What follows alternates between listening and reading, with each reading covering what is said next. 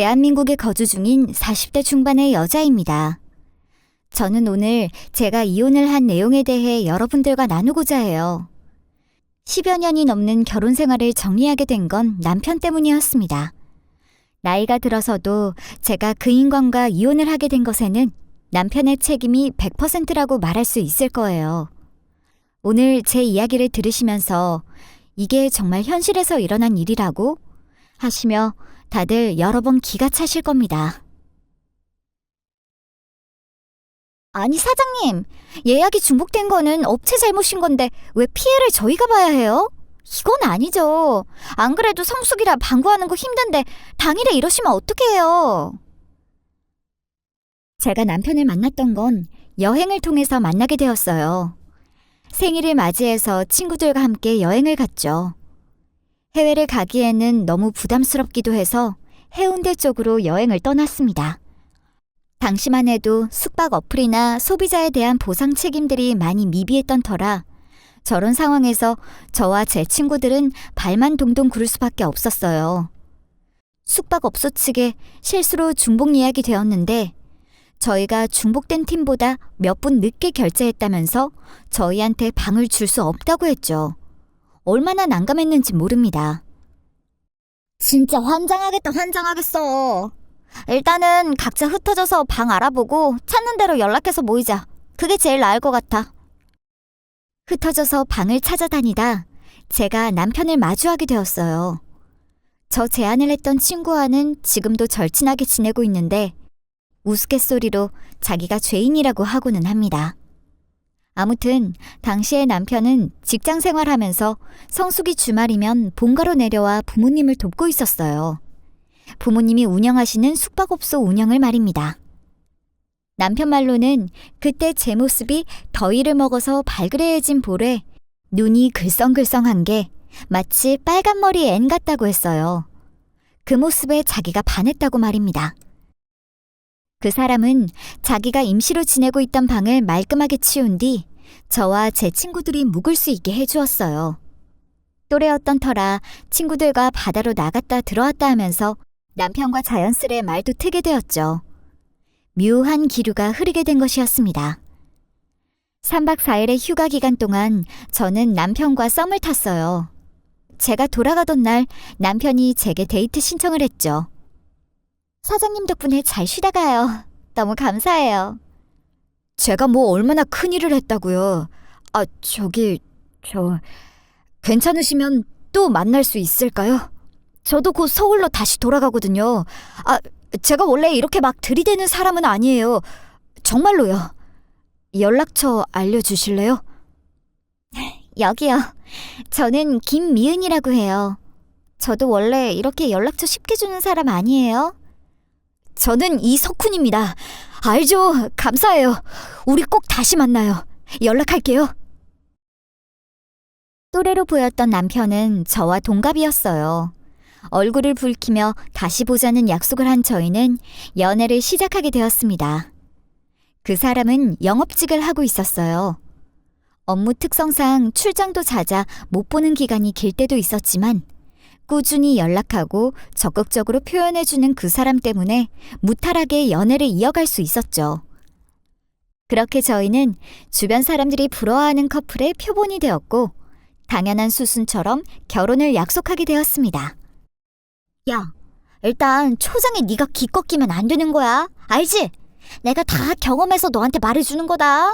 아무리 나는 며느리 딸처럼 생각할 거다 이렇게 말해도 결국엔 시어머니는 시자 들어가는 사람이야. 그러니까 또 바보처럼 헤헤거리면서 좋다고 하고만 있지 말고 네가 엄청나게 똑부러진 여자다. 나는 만만한 사람이 아닙니다. 이런 걸 딱 어필하고 오라고. 내 말 무슨 말인지 알지? 알겠어. 잔소리는. 누가 들으면 인사하러 가는 게 아니라 싸우러 가는 건 줄 알겠다. 지난번에 통화는 몇 번 했었어. 통화했을 때 되게 좋은 분 같았단 말이야. 그러니까 자꾸 이상한 소리 하지 마. 얘가 아직도 세상 물정을 모르네. 어쨌든 내 말 명심해. 처음에 만만하게 보이면 끝도 없는 거야. 절친한 제 친구는 제가 시댁에 인사 가기 전날 저를 불러 앉혀놓고는 가서 기싸움을 잘해야 한다며 교육했어요. 그 친구는 시어머니와의 갈등 때문에 지금까지도 힘들어하고 있죠. 친구가 하는 말을 무시하려 했지만 솔직히 긴장이 안 될 수는 없었습니다. 무서웠어요. 살면서 그런 경험이 여러 번 있는 것도 아니고 결혼할 남자 집에 인사드리러 가는 건 처음이었으니까요. 아이고, 어서 와요. 여기까지 오느라 고생 많았죠? 아유, 뭘 이렇게 들고 왔어? 아유, 이 녀석이랑 결혼해주는 것만 해도 내가 감지덕지한데. 얼른 들어와요. 덜덜덜 떨며 시댁안으로 들어선 게 우스워질 만큼 시어머니는 참 좋은 분이라는 걸 알 수 있었습니다. 혼자서 아들을 키우며 살아오셨다길래 생활력도 강하시고 장군 같은 성격의 소유자이시지 않을까 걱정을 했었거든요. 그런데 시어머니는 제 상상과는 달리 그저 인자하시고 온화한 분위기를 풍기고 계셨습니다. 시어머니의 환한 미소에 긴장을 놓을 수 있었어요. 소녀 같으신 시어머니를 보면서 이런 시댁이라면 결혼해도 괜찮겠구나 라고 생각을 했습니다. 아유, 아쉬워서 어떡하면 좋아? 우리 능력 있는 인재를 이렇게 보내야 되는 거야? 그래도 자주자주 연락 주세요. 저희 아이 데리고 나가도 괜찮죠? 그동안 정말 감사했습니다. 결혼하고서 거의 바로 임신과 출산을 하는 바람에 저는 다니던 회사를 그만두게 되었어요. 회사를 그만두는 대신 저는 프리랜서 일을 하기로 했습니다.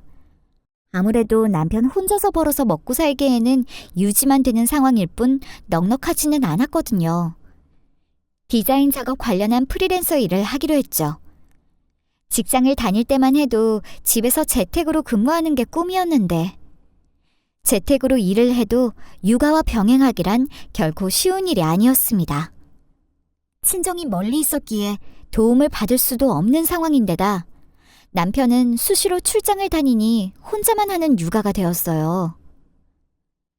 원래 애 보는 게 제일 힘든 거야. 애는 내가 봐줄 테니까 너는 네 일에 집중해. 여자가 아이 낳고서 자기 일 못하게 되는 게 요즘 친구들한테는 큰 거라면서. 나는 우리 며느리 경력 끊겨서 혼자 힘들어하는 거 싫다.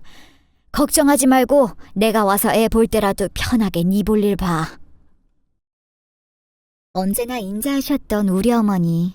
시어머님이 일주일에 3-4번씩 왕복 3시간 거리를 다니시며 도와주셨습니다. 편하게 일을 할 수 있도록 아이도 봐주시고 제가 밥을 못 챙겨 먹을까봐 집에서 반찬에 국에 바리바리 싸들고 오셨어요. 정말 감사하고 죄송한 나날들의 연속이었습니다. 그렇게 평온하고 순탄한 결혼 생활이 몇 년간 지속하였어요. 그러던 어느 날 집에 오신다던 시어머님에게 전화가 왔습니다. 예, 아가. 혹시 나 좀 데리러 와줄 수 있겠니? 여기 영등포역인데, 아휴, 내가 길을 못 찾겠다. 아휴, 같은 자리만 뱅뱅 도는 것 같아. 매번 오시던 우리 집을 못 찾아오시겠다는 시어머니의 말에 잠시 멍해졌어요. 다음날 저는 시어머니를 모시고 남편과 함께 병원을 찾아갔습니다. 안 그래도 한동안 시어머니의 행동을 보면서 이상하다는 느낌을 받고 있었는데 길을 헤매시는 걸 보고서는 확신이 들었죠. 예상했던 대로 치매가 시작되는 단계라는 판정을 받았어요. 그리고 그날 저녁, 저는 처음으로 남편과 크게 다투게 되었습니다. 요양원에 모실 것인가, 집에 모실 것인가 라는 주제를 가지고 말입니다. 저도 모셔야겠다고 생각은 했지만 막상 엄두가 나질 않더라고요. 이기적인 생각이지만 큰아이가 이제 초등학교도 갈 텐데 일도 하고 아이들도 챙기면서 그 와중에 치매에 걸린 시어머니까지 모셔야 한다는 게 막막하기만 했거든요. 심지어 남편은 출장이 잦으니 도와줄 수 있는 것도 한계가 있을 테니 말입니다. 그런데 문득 그런 생각이 들었어요. 내가 언제부터 이렇게 이기적인 인간이 되었는가? 위의 내용을 들으신 여러분들도 아시겠지만 시어머님은 저에게도 너무나 잘해주셨고 제가 막막할 때 아이들도 키워주셨잖아요. 그런 시어머니를 요양원에 보내는 건 아니라는 생각이 들었습니다. 저는 남편에게 시어머니를 모시겠다고 뜻을 밝혔어요. 남편도 그런 저한테 고맙다면서 두 손을 부여잡고 울었죠. 아이고, 됐어. 내가 당장에 뭐 어떻게 되는 것도 아니고 나는 괜찮아. 괜히 애들 앞에서 안 좋은 모습 보이는 거 나는 싫다. 시어머니는 한사코 거절하셨어요. 치매에 걸리면 별의별 추한 꼴을 다 보일 텐데 그걸 어떻게 감당하겠냐고요. 긴 설득 끝에 시어머님이 살던 아파트를 처분하고 저희가 살던 동네에 더 큰 평수의 집을 구해 함께 살게 되었습니다. 엄마, 방금 전까지도 몇 번 얘기했던 거잖아. 자꾸 이럴 거야? 이럴수록 엄마가 정신을 잡으려고 노력해야 한다고 내가 얘기했잖아. 처음엔 가끔 했던 일을 잊어버리시거나 되묻는 것으로 시작했습니다. 점차 되묻는 정도가 심해지시고 이제는 아침에 뭘 먹었는지, 10분 전에 뭘 했는지도 잊어버리셨습니다. 상황이 그렇게 되다 보니 아이들은 혼자 놔둬도 시어머니는 혼자 놔둘 수 없는 상황이 되었어요. 어머니! 어머니! 정도는 더욱 심해졌어요. 어느 날은 소파에 앉아있다가 잠깐 잠이 들었죠. 고작 20여 분 정도였는데 시어머님이 집에서 사라진 것이었습니다. 정말이지 미친 사람처럼 동네를 뛰어다녔던 것 같아요. 4시간 만에 맞은편 아파트 단지 내에 있는 노인정에서 찾았습니다. 추운 날 밖에서 혼자 돌아다니니 노인정 할머님들께서 무슨 일이 날까 싶어 데리고 계셨더라고요. 그 이후로 저는 거실 소파에서 선잠을 자기 시작했어요. 혹시나 밤에 나가시기라도 하면 큰일이 나니까요. 김병에 효자 없다고 저는 점점 지쳐갔습니다. 그래도 꾹 참았어요. 시어머님이 얼마나 좋은 분인지 저는 알고 있으니 말이에요. 아가씨는 왜 나를 방에 가둬? 우리 며느리 오라고 그래요. 왜 나를 방에 가두냐니까? 내가 뭐 잘못한 거예요? 이거 나요! 그렇게 몇 년이 지나니 시어머니는 저를 기억도 못하시게 되었어요.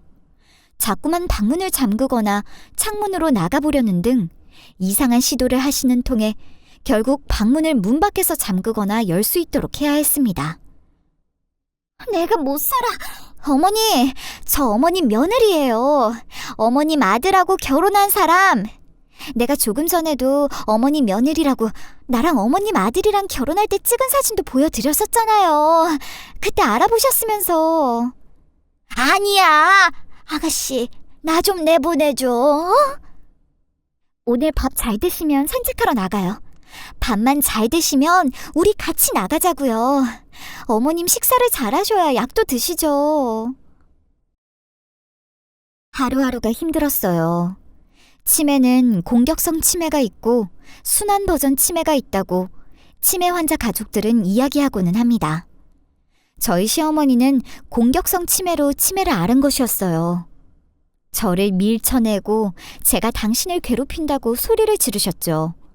어떤 때는 친지들에게 전화를 돌려 여기 어떤 아줌마가 날 가둬놓고 밥도 안 주고 못 살게 군다고 하시는 걸 알고 있었습니다. 몇 번 지나자 친지분들도 지쳐서 연락을 피하기 시작하셨고 그러자 그것도 다 제 탓이 되었죠. 계집애, 요즘에 집으로 방문하는 요양보호사도 있던데 사람 좀 써서 밖에 좀 나와. 너도 살아야지. 애들도 다 너 얼굴 안 본 지 오래됐다고 난리야. 정말 못 나오는 거야? 나도 그러고 싶은데 어머님 돌보는 거 도저히 못하겠다고 중간에 나가신 분들이 한두 분이 아니야. 나도 너무 가고 싶고 애들 보고 싶다고 전해줘. 나중에 갈게. 그동안 저는 마음 편히 커피 한 잔을 마시러 나가보지 못했어요. 내가 어쩌다 이렇게 목줄에 매여 있는 것처럼 사나 싶더라고요. 친구들이 연락해도 좀처럼 만날 수가 없으니 점점 연락을 주고받는 일도 뜸해졌습니다. 다들 사는 일이 바빠서 그런 거겠지라며 자신을 위안했어요. 그렇게 시간은 야속하게 흘러 6년이 지났습니다. 저는 나날이 우울해져 갔고 어머님의 병색은 나빠지지나 않으면 다행이었습니다. 그러던 어느 날 6년 만에 처음으로 어머님이 저를 부르셨습니다. 예, 아가, 너 밖에 있니? 문 좀 열어줄래? 나 괜찮아. 어디 좀 나가자. 그동안 쭉 아가씨 아니면 2년 전연하며 저를 불러대던 시어머님이 갑자기 예전에 듣던 호칭과 다정한 목소리로 저를 불러주시자 너무나 반갑고 놀라웠습니다. 너무 기쁜 나머지 덜덜 떨리는 손으로 후다닥 문을 열었어요. 네, 어머님, 저 여기 있어요. 아이고, 우리 미은이 얼굴 상한 것 좀 봐. 나 때문에 많이 힘들지? 나 때문에 네가 고생이 너무 많아서 면목이 없구나. 세상에 살이 더 빠진 것 같네. 가뜩이나 말라서 늘 안쓰러웠는데 아범이 속 썩였니? 그 녀석은 내가 이러면 너한테 더 잘했어야지. 아휴, 내가 미안하다. 그 순간 왈칵 울음이 터졌습니다. 더 잘해드리지 못하고 귀찮아했던 데에 대한 죄송함과 그동안에 힘들었던 마음이 뒤섞여 어머님 품에서 엉엉 울었습니다. 이전처럼 다정하게 저를 바라봐 주시고 다정한 목소리로 저를 다독여주는 시어머님이 너무 반가웠어요. 예, 미은아, 나랑 어디 좀 가자. 눈물을 겨우 닦자마자 시어머니는 제 손을 잡고는 은행으로 갔어요. 은행 창구에 계신 어머님의 뒷모습을 보는데 이게 꿈인가 싶더라고요. 그때 제 폰에 알람이 울리는 소리가 났습니다. 너무 엄청난 숫자가 떠서 놀라서 봤더니 어머님이 제게 보내신 거였어요. 어머님, 이게 다 뭐예요? 이걸 다 저를 주시면 어떡해요? 저 이거 못 받아요. 어머니, 그냥 다시 어머니 통장에 넣어둘게요. 아이고, 아니야. 내가 진작에 주고 싶었었다. 늙어서 내가 이 돈을 쓸 데가 어딨니? 일찍 줘야 했는데 이제야 줘서 미안해. 우리 며느리 없는 집에 시집 와서 고생이란 고생은 다 했는데 내가 이 정도도 못 해줄까? 제발 시간이 이대로 멈췄으면 좋겠다 싶을 정도로 예전 모습으로 돌아온 시어머니가 너무 좋았고 반가웠어요. 그날 저녁엔 어머님이 끓여주시는 김치찜 냄새가 집안을 가득 채웠어요. 퇴근한 남편은 현관에 들어서자마자 냄새만 맡고도 놀라서 부엌으로 달려왔습니다. 남편도 어머님을 얼싸안고 눈시울이 촉촉해지더라고요. 다 같이 식탁에 둘러앉아 저녁을 먹은 게 얼마만인지 그저 행복한 시간이었습니다. 이렇게 치매가 나아질 수도 있구나. 이거는 기사로 나올 내용이다. 라며 남편과 감탄을 하며 지냈어요. 이제 마음고생 끝냈다는 안도감에 말입니다. 그렇게 꿈만 같던 열흘이 흘렀습니다. 어머니, 우리 나가야죠. 오늘 목욕탕 가기로 하셨잖아요. 돌이켜 생각해보면 그날 아침의 집안 공기는 뭔가 이상했던 것 같아요. 어머님이 일어나실 시간이 지났는데 기척이 없으셔서 들어가 봤죠. 그런데 어머님은 숨쉬고 계시지 않았습니다. 너무 당황스러웠어요. 펑펑 울면서 어머니를 껴안고 흔들어 보기도 했지만 어머니의 멎은 숨은 돌아오지 않았습니다. 꺼이꺼이 울며 119를 부르고 남편에게 전화를 걸었어요. 여보세요? 남편의 전화를 받은 건 남편이 아닌 다른 여자였습니다. 이석훈 씨 핸드폰 아닌가요? 안녕하세요. 직장 동료인데 잠깐 제 자리에 핸드폰을 놓고 가셔서 제 것인 줄 알고 받았어요. 네, 급한 일이라 빨리 전화 좀 달라고 해주시겠어요? 전화를 끊고 2시간이 넘도록 남편은 연락이 없었습니다. 다시 한번 전화를 걸자 또 그 여자가 받았어요. 어쩌죠? 석훈 씨가 지금 전화할 상황이 아니라서요. 아직 말을 못 전했어요. 어머님이 돌아가셨어요. 무슨 일이 있든 이것보다 중요하진 않을 것 같네요. 그 당시에는 이 여자가 누군지, 직장 동료라면서 왜 남편을 직급으로 부르지 않고 이름을 부르는지 뭐 그런 걸 따질 경황이 없었습니다. 시어머니는 정신이 돌아오셨던 그 기간 동안 장례 준비를 해두셨더군요. 짐작을 하신 것인지 영정사진도 준비해두시고 봉안당도 예약을 해두시고 이미 선납까지 해두셨더라고요. 변호사를 통해 유언장도 써두시고 저희에게 편지도 남기셨습니다. 시어머니의 장례를 마치고도 한동안 그 빈자리가 너무 크게 느껴져 매일같이 울었어요. 남편은 슬픔을 일로 이겨내는 듯 더 바빠졌고 얼굴을 볼 시간도 거의 없게 되었습니다. 그런데도 산 사람은 어떻게든 사라진다고 우리 가족은 다시 일상을 찾게 되었어요. 여기 며칠 좀 지내다 가려고 왔어.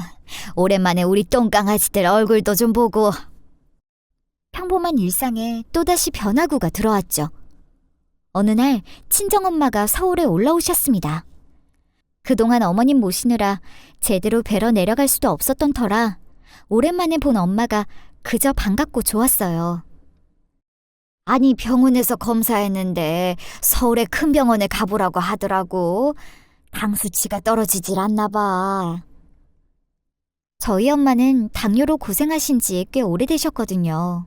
그동안 약 먹고 잘 조절하셨는데 연세가 있으시니 이제 쉽지 않으신 것 같았습니다. 대학병원을 예약하고 여러 가지 검사를 진행한 후에 진료를 보게 되었어요. 역시나 당 수치가 잡히질 않고 있었고 그로 인해 여러 가지 합병증의 위험 신호가 켜진 상태였습니다. 엄마는 병원을 다녀왔으니 다시 본가로 내려간다고 하셨죠. 그 모습을 보는데 마음이 좋지 않았습니다. 제가 옆에서 식단 관리도 해드리고 싶고 그동안 못한 효도도 하고 싶었습니다. 장모님 오셨었다며? 벌써 가셨어? 기왕 오신 김에 좀 더 놀다 가시면 좋았을 텐데 아쉬웠겠네. 당신도 알잖아, 우리 엄마 성격. 더 계시다 가라고 말씀드려도 끝까지 고집 부리셨어.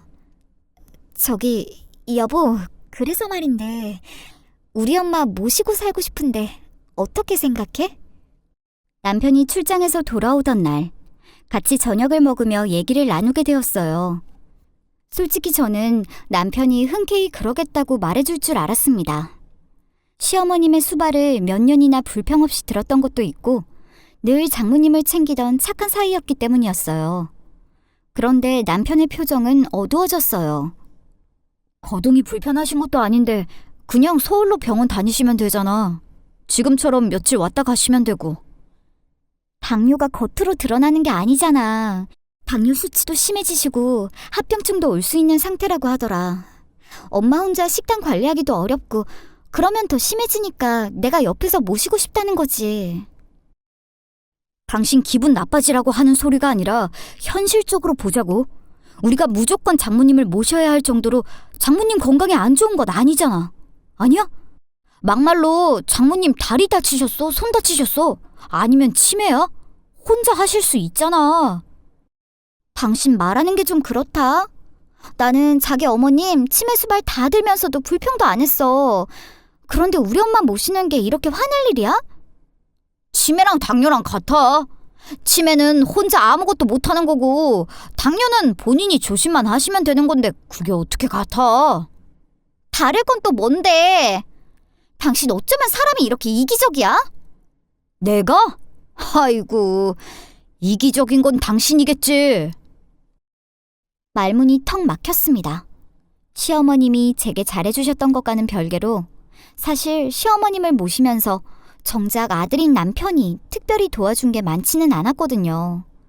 더 웃긴 건 뭔 줄 아세요? 방귀 낀 놈이 성낸다고 저 말을 끝으로 남편은 갑자기 여행용 가방에 짐을 싸기 시작했어요.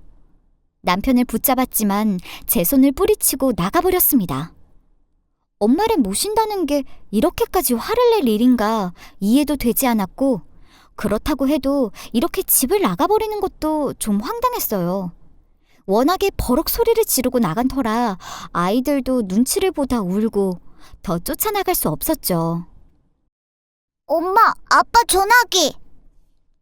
그때 남편이 미처 챙기지 못하고 나간 핸드폰이 울리기 시작했습니다. 딱 봐도 여자의 이름인 듯한 이름이 떠 있었죠. 여자의 촉이라는 게 참 무섭죠. 왜인진 모르겠지만 그 이름을 보는 순간 시어머님이 돌아가셨던 그날 남편의 전화를 받았던 그 여자가 떠올랐습니다. 역시나 예감은 틀리지 않았어요. 연신 울려대던 전화벨이 끊기고 뒤이어 핸드폰에 카톡이 왔어요. 그 여자였죠. 자기 어디쯤 왔어? 메시지를 보는 순간 머리가 멍해지면서 내가 지금 뭘 보고 있는 건가 믿기지 않았어요. 그러자 그동안 이상했던 남편의 행동들이 떠오르기 시작했습니다.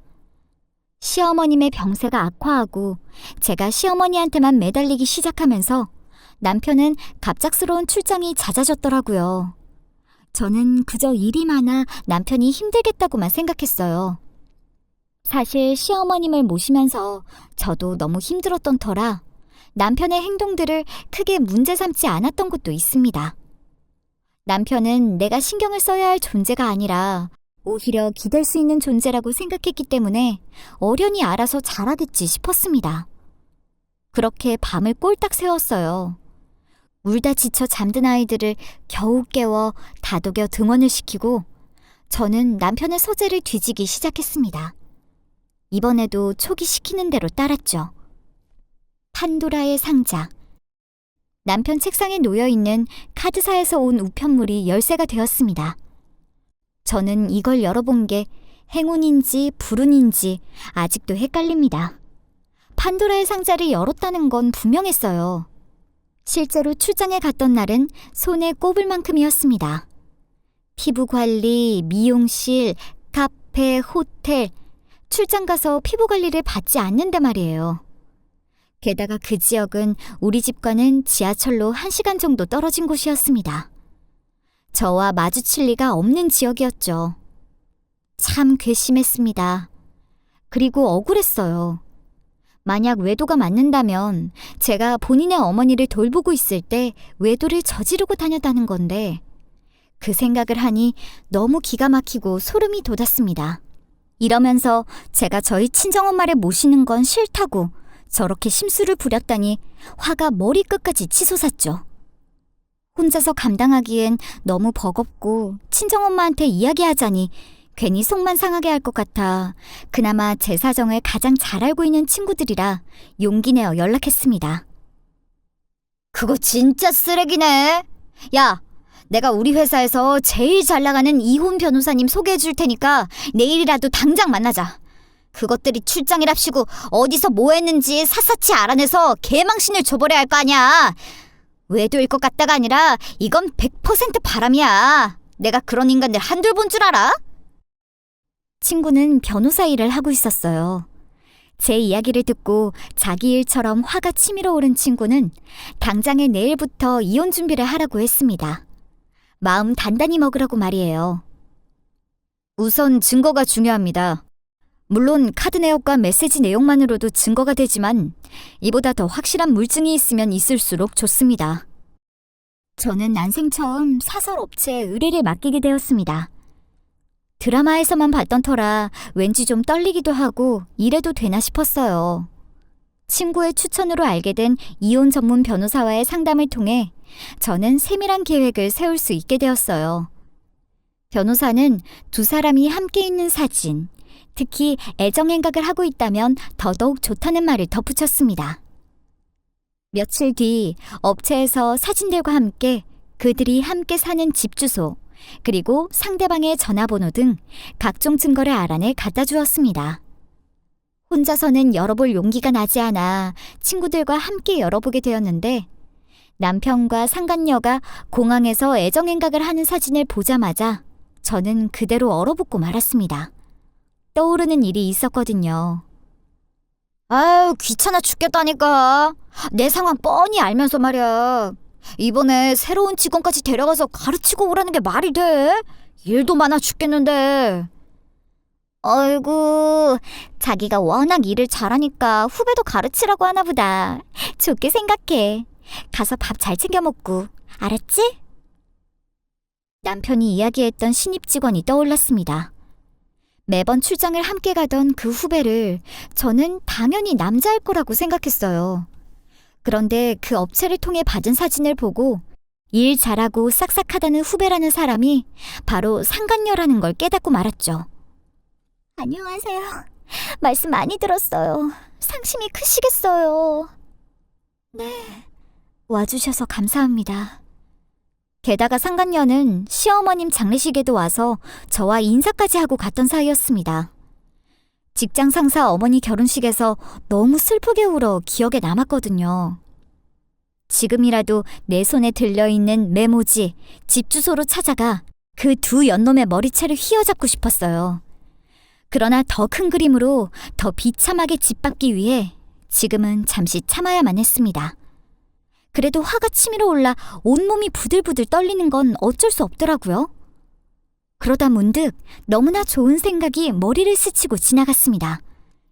이 두 사람은 회사에서 만났고 특히 남편은 성실하고 착하고 가정에도 충실한 사람으로 상사들에게 인기가 높았기 때문에 이걸 무너뜨려주고 싶었어요. 세상에 얼굴도 못 들고 다닐 정도로 망신살을 퍼뜨려주고 싶었죠. 여보, 나 당신 차 좀 쓸게. 마트 다녀와야 하는데 차수리 맡겼어. 원래 각자 차를 가지고 다녔는데 마침 제 차가 없어 남편에게 키를 받았죠. 제가 눈치를 챘다는 걸 모르는 남편은 순순히 차 키를 넘겨주더군요. 시동을 걸고 자연스럽게 마트로 향했지만 제 모든 신경은 이미 블랙박스에 향해 있었습니다. 내비게이션의 최근 검색 목록, 차 안에 굴러다니는 립스틱, 모든 게 외도의 증거가 되었어요. 대체 저를 얼마나 멍청이로 보고 있는 건지 숨길 생각도 하지 않았더군요. 저는 변호사를 소개해준 친구에게 전화로 이 사실을 전했습니다. 친구는 제게 계획을 세웠다며 하나하나 세세히 알려주었어요. 그렇게 계획을 세운 이후 태연하게 집에 들어와 남편에게 넌지시 운을 띄웠습니다. 자기야, 그동안 우리 데이트 한 번을 제대로 못하고 살았잖아. 다음 주에 연차 쓰고 나랑 하루 데이트하는 거 어때?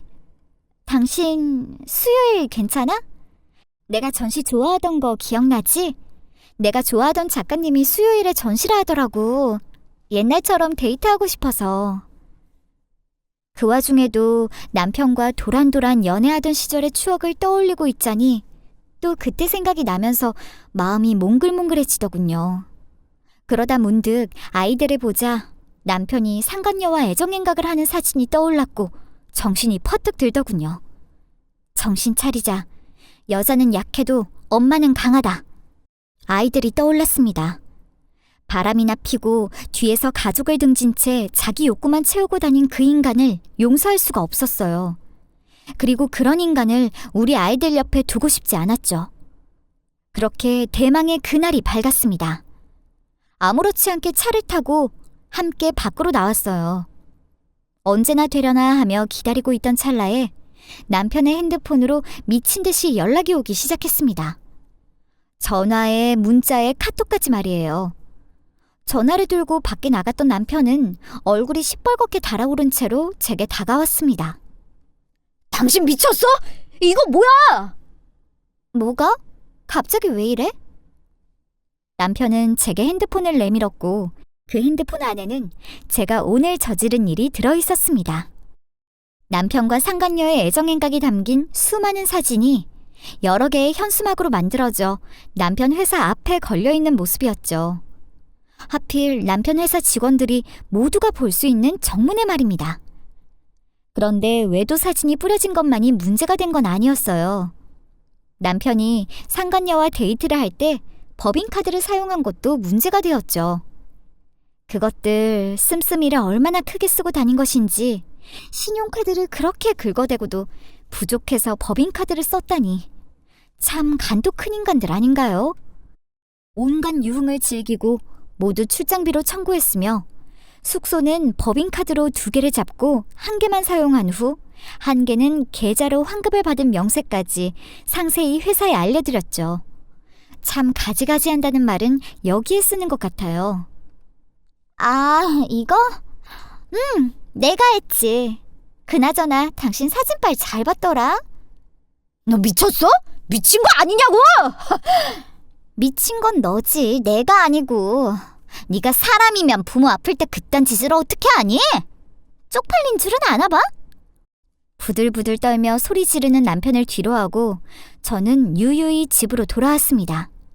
집에 돌아간 저는 현관 비밀번호부터 바꿨어요. 남편도 문을 열라고 난리치려다가 아이들이 집에 있다는 메시지에 그만두더라고요. 꼴의 아빠라고 아이들 보기에 창피하긴 한 것 같았습니다. 네가 이딴 식으로 구는 게 애들한테 좋은 일일 것 같아? 너 이러는 거 애들한테 상처만 주는 거야. 알기나 해?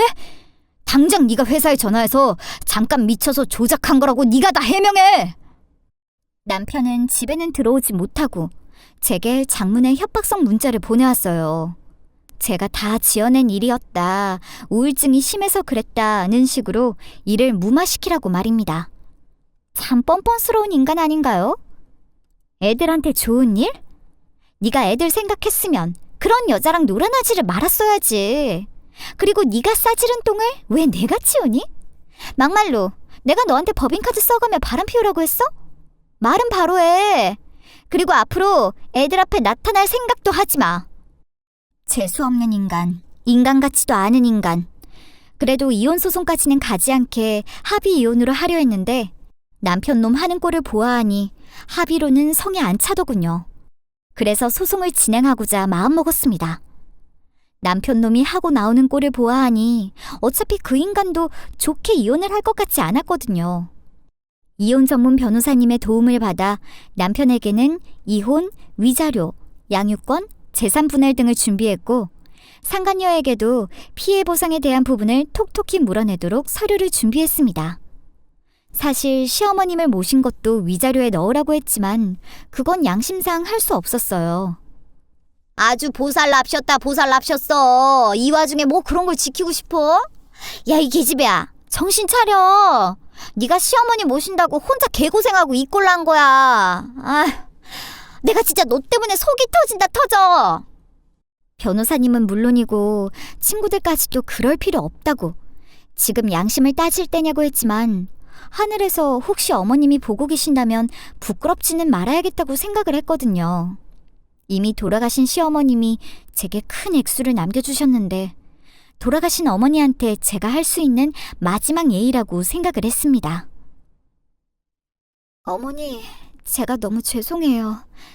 어머님께 저희 둘이 잘 사는 모습, 우리 애들 잘 키워나가는 모습만 보여드리고 싶었는데 제가 못 참아서 결국에는 이렇게 했어요. 정말 죄송해요, 어머니. 그래도 어머니, 저 우리 애들 데리고 어머니한테 자주 올 거예요. 이렇게 와서 애들한테 할머니 얘기도 들려주고 할머니 얼굴도 자주 보여줄 거예요. 어머니, 제가 너무 죄송해요. 본격적인 이혼 소송을 하기에 앞서 저는 시어머님을 모셔둔 봉안당에 찾아갔습니다. 펑펑 울었어요. 죄송스러웠고 서러웠거든요. 그렇게라도 찾아가서 인사를 하고 오지 않으면 평생 마음의 짐이 될 것 같아 한참 동안 넋두리를 하다가 나왔습니다. 그렇게라도 시어머니한테 인사를 드리고 나니 마음을 다잡을 수 있었어요. 꼭 이렇게까지 해야 네가 속이 시원하냐? 애들을 못 보게 한다고? 내가 애들 친부야. 내가 애들 아빠라고. 그런데 네가 뭔데 나랑 애들 사이를 갈라놓겠다고 난리인 건데. 나 이거 절대 납득 못해. 내가 이렇게 등신같이 당할 줄 알아? 남편은 위자료며 재산 분할은 물론이고 양육권마저 제게 빼앗겼습니다. 심지어 이혼 소송 기간 동안 남편과 상간녀가 제게 보내온 협박성 메시지며 통화 내용을 아이들이 알게 되어서 아이들이 아빠 얼굴을 보고 싶지 않다고 했어요. 그래서 면접 교섭권도 그 인간한테는 허황한 꿈이 되어버렸죠. 더군다나 상간녀와 남편놈은 법인카드를 무자비하게 사용한 건 물론이고 회사 이미지 실추를 근거로 잘렸습니다. 내사를 통해 횡령한 금액과 그에 따른 처분까지 받아야 한다는 소식까지 들었네요. 지금 저는 어떻게 지내고 있냐고요? 우리 아이들과 함께 친정엄마가 계시는 저희 본가 지역으로 내려와서 지내고 있습니다. 친정엄마도 저희와 함께 살게 되면서 더 건강해지셨어요. 저는 엄마가 아이들을 돌봐주시는 덕에 일에 몰두할 수 있게 되었죠. 그 덕에 작게나마 제 사업체를 운영할 수 있게 되었어요. 아직은 시작 단계이기는 하다만 그래도 거래처에 입소문이 타서인지 의뢰도 많이 들어오고 있습니다. 이렇게 차근차근히 싱글맘으로서 그리고 여자로서의 제 인생을 되찾아가려고 해요. 우리 시어머님이 남겨주신 돈으로 아이들도 잘 키우면서 말입니다. 오늘 저의 사연은 여기까지입니다. 제가 앞에서 말씀드린 대로 제가 겪은 일이 현실에서 일어난 일이라는 걸 믿기 힘드셨으려나요? 그 상황에 놓여있던 저는 정말이지 더더욱 내가 처한 현실을 믿고 싶지 않았었습니다. 그래도 시간이 약이라고 이제는 상처도 많이 아물어서 잘 살아가고 있네요.